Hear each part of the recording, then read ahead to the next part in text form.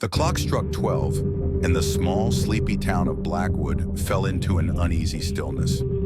Beneath the gnarled trees of the town square, whispers began to rise, carried on a cold wind that seemed to come from nowhere. Mia, a curious teenager with a taste for the mysterious, stood at the edge of the forest clutching her camera.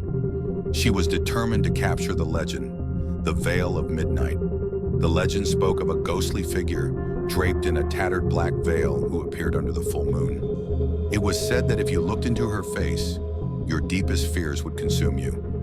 Mia's flashlight cut through the suffocating darkness as she ventured into the woods. The branches above wove into a canopy, blotting out the moonlight. The silence was absolute, broken only by her crunching footsteps and the occasional rustle in the bushes.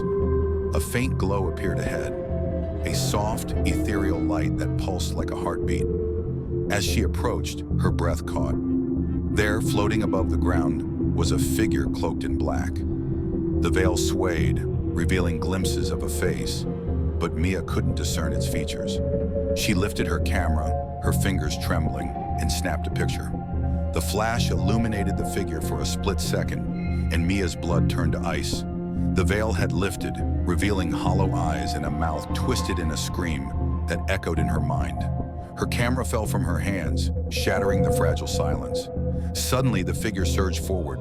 Mia turned to run, but the forest seemed alive, closing in on her, branches clawing at her clothes. She tripped and fell, her flashlight skittering away. Darkness enveloped her as the whispers grew louder, now a cacophony of tormenting voices. "Face it," they hissed. "Look at what you fear most."